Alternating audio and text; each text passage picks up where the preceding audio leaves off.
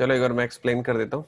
जो पिछले वाले वीडियो में जो क्वेश्चन दिखाया गया था आपको, उसी क्वेश्चन का सॉल्यूशन से स्टार्ट कर रहा हूँ। ठीक है, क्वेश्चन क्या था एक बार सुन लीजिए। क्वेश्चन ये था कि which term of the progression, फिर प्रोग्रेशन लिखी हुई थी 19, 18 1/3, 17 2/3, ये लिखा था ना मैंने, कुछ और लिखा था कि 5 लिखा था बच्चे लोग। एक बार अगर मान लेना कि क्वेश्चन अगर मैंने कुछ और लिख दिया तो सही कर लीजिएगा। ये 5 है दरअसल, दिस इज 5, थोड़ा एडिट कर लेना। चलो 5 था ना हर्ष, ठीक है बच्चे, ठीक। उसे बोला था कि which term of the progression 19, 18 1/5, 17 2/5 is the first negative term. ठीक है, फर्स्ट नेगेटिव टर्म वो कह रहा है। तो जरा बात को समझो कि कोई भी टर्म नेगेटिव टर्म कैसे बनता है। जरा इतना से सुनते हैं ना, इसको सॉल्व करके दे रहे हैं विलास, सीख जाना बच्चे। देखो मैं इसको सॉल्व कर रहा हूँ अभी। देखो पहले तो ए और डी डिफाइन कर देता हूँ। ए की वैल्यू इस होने वाली है 19, ठीक है।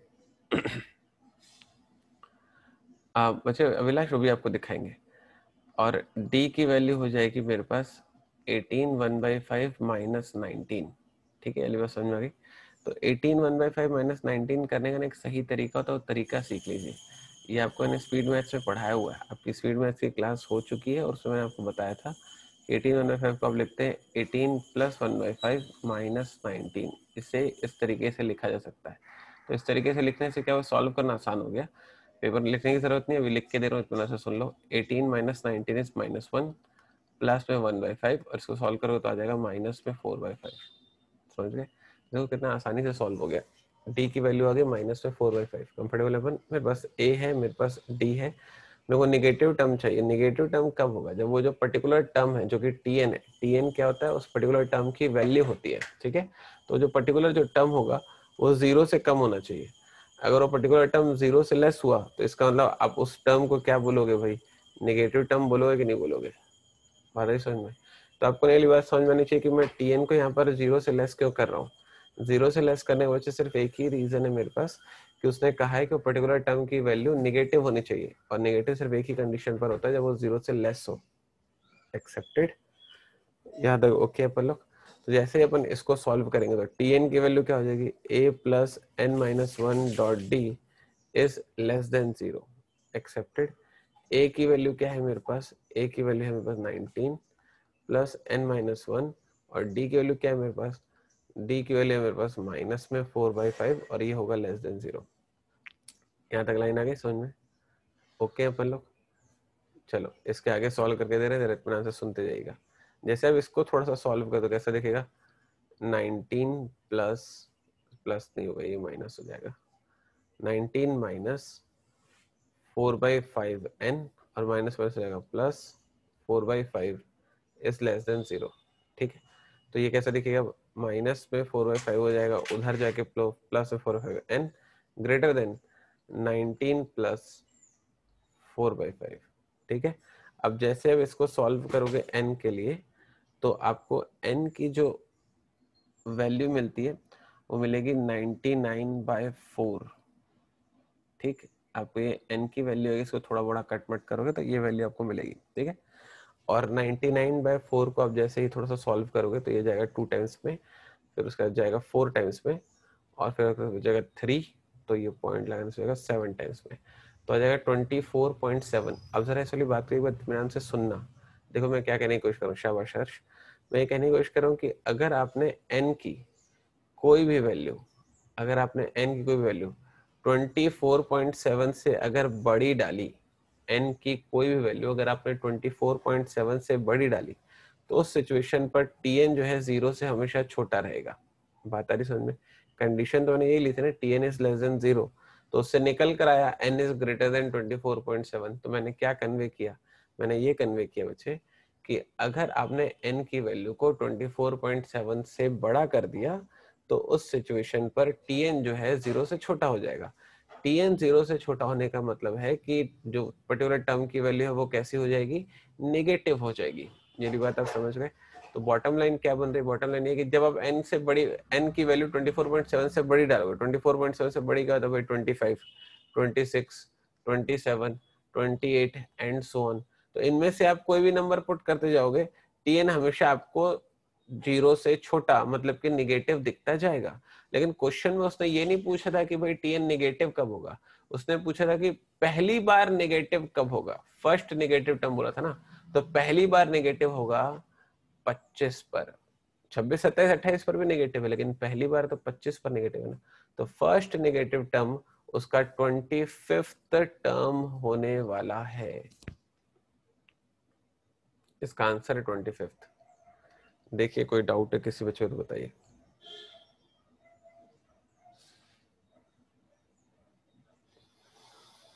जसलीन को ओके हो गया, प्रिया को भी okay.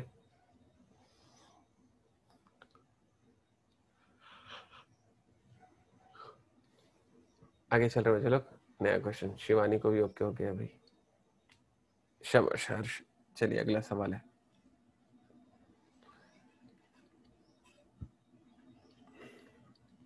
if m times of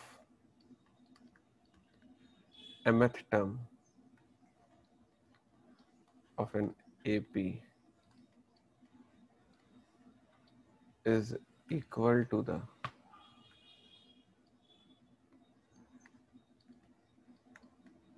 n times of its nth term,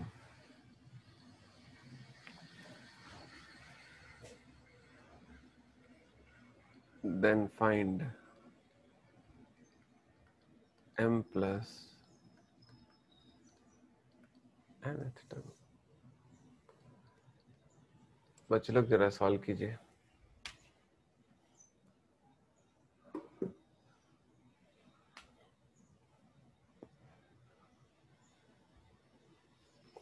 solve कीजिए भाई फटक से।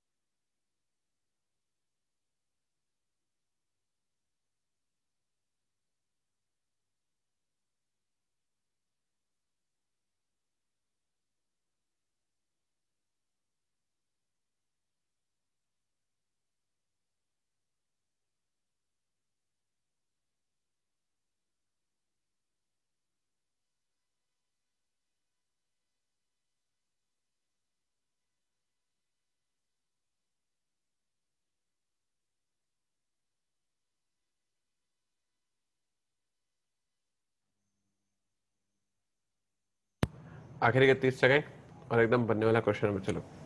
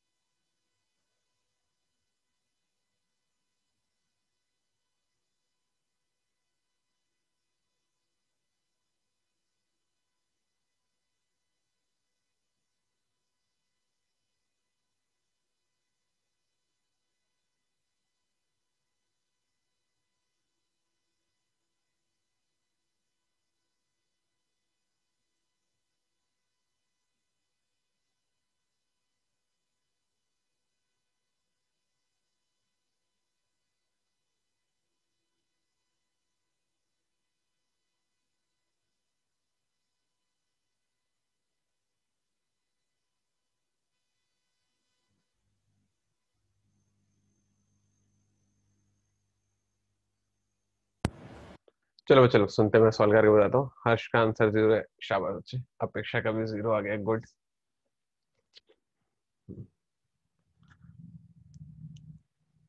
चलो देखो क्या करना था इसमें।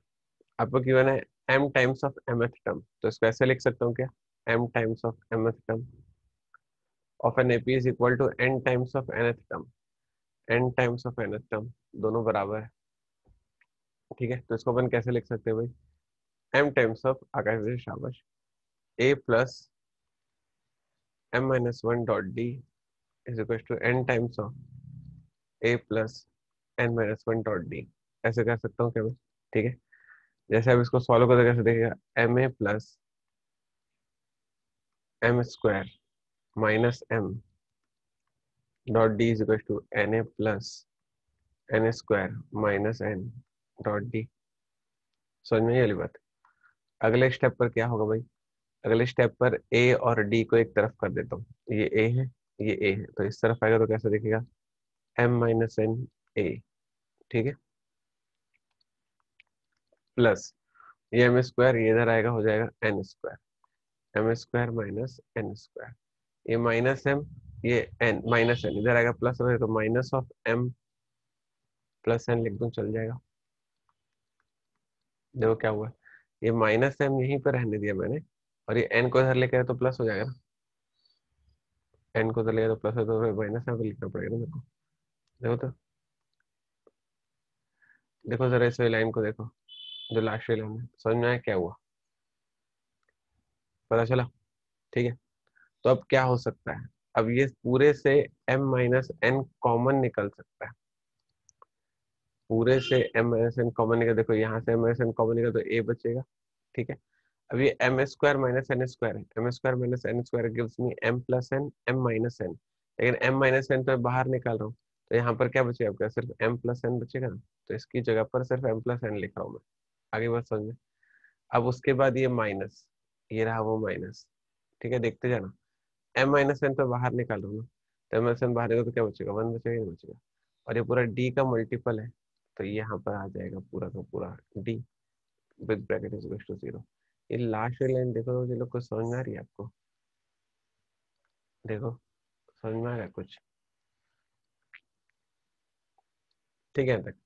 अब जरा इतना से सुनते हैं, तो ये m माइनस एन जो है ना, इस तरफ जाके हो जाएगा 0, तो आपको फाइनली दिखाई देगा a plus M plus N minus N dot D is equal to 0, ठीक है। तो ये जो लिखा हुआ है a plus M plus N minus one dot D is equal to 0, कुछ और नहीं लिखा हुआ है, ये T of M plus N ही तो लिखा हुआ है। अगर mth टर्म होता है तो m माइनस एन लिखते हैं, n तो होता है तो n माइनस वन लिखते हैं, m plus N minus one है तो m plus one, m plus nth term हो गया ना, m प्लस nth टर्म की वैल्यू क्या आ रही है, 0। ये इसका आंसर है, देखो इतना से। बच्चे सॉल्व करने के लिए मल्टीप्लाई किया अभिलाष, मल्टीप्लाई नहीं करूंगा तो अगला स्टेप क्या बनेगा, सॉल्व करने के लिए किया।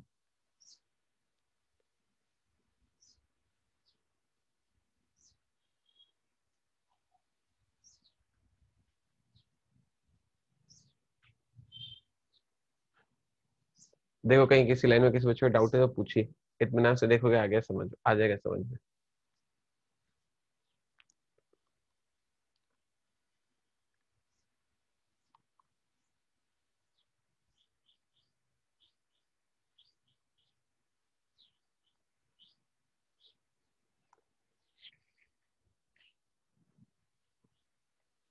हर्ष को ओके, आगे बढ़े, किसी बच्चे को कुछ पूछना है, आगे बढ़ जाओ।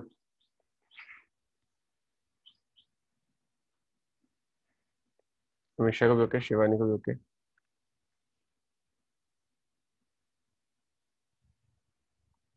चलिए अगला सवाल है,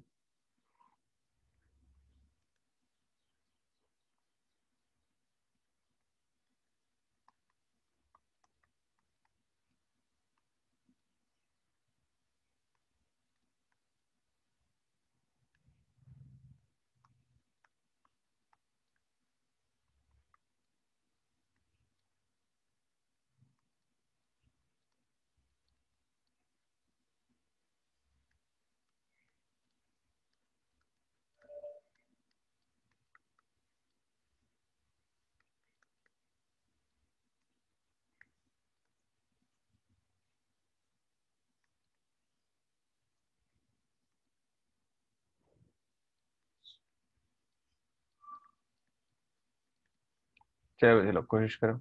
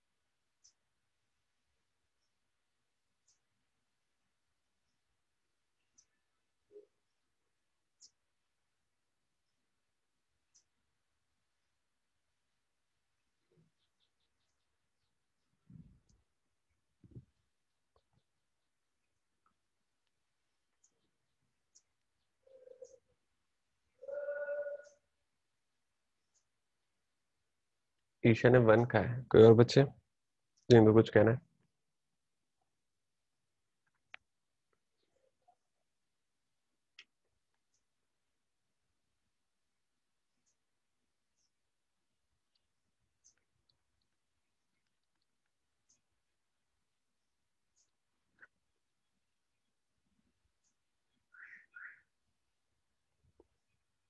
चलो चलो मैं एक बार सॉल्व करके बता देता हूँ।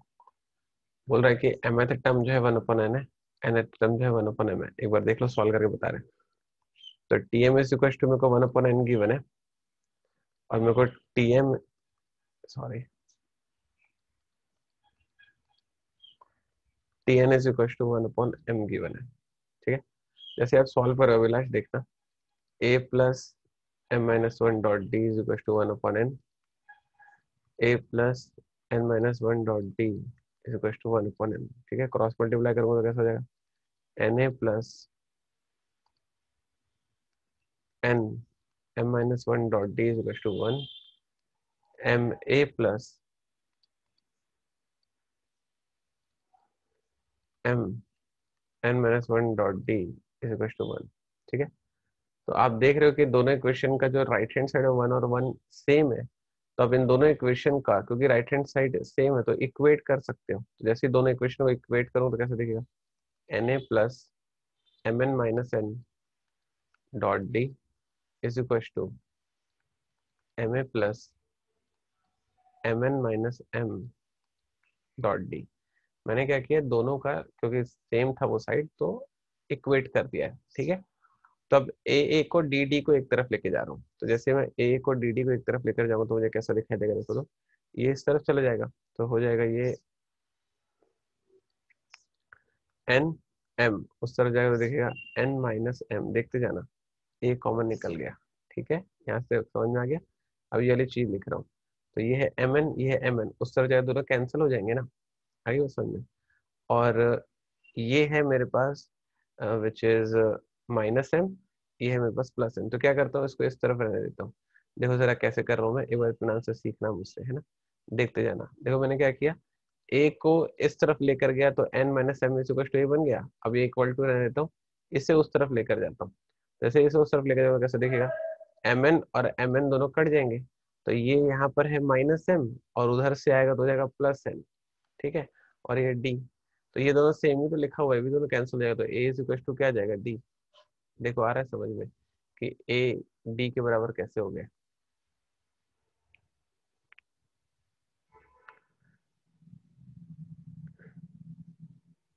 यहाँ तक ओके अपन लोग?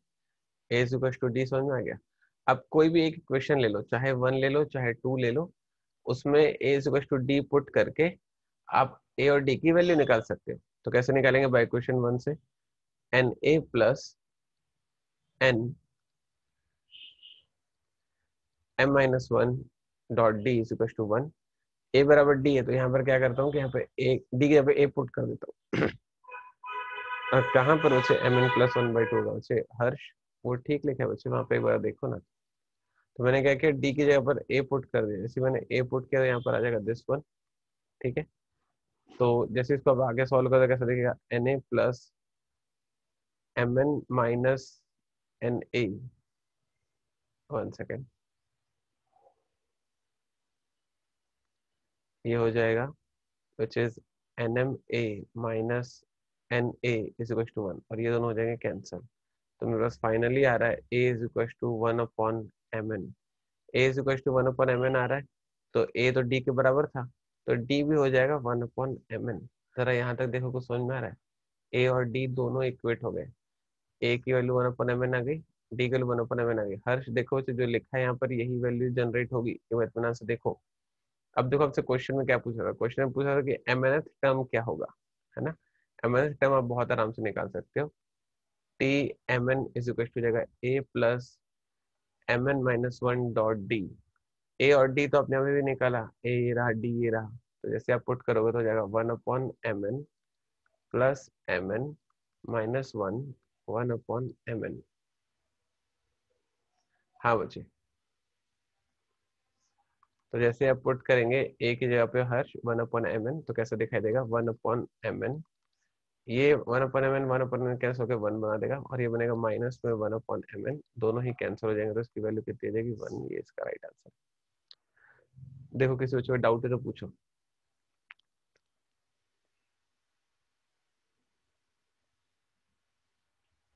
1 आया भी था बच्चों का, जो कि एकदम सही आया था।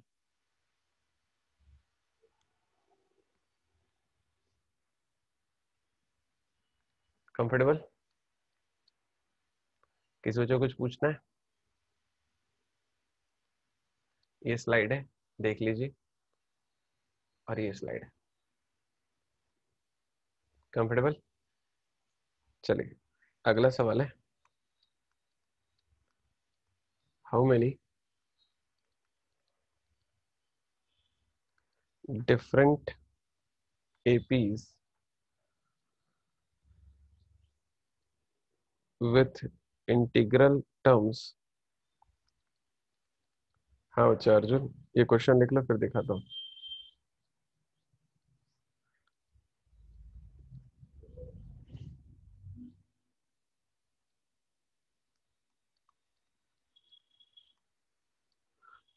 Can be formed with first term is equals to 1 and last term is equals to 100। देखो अर्जुन फटाक से,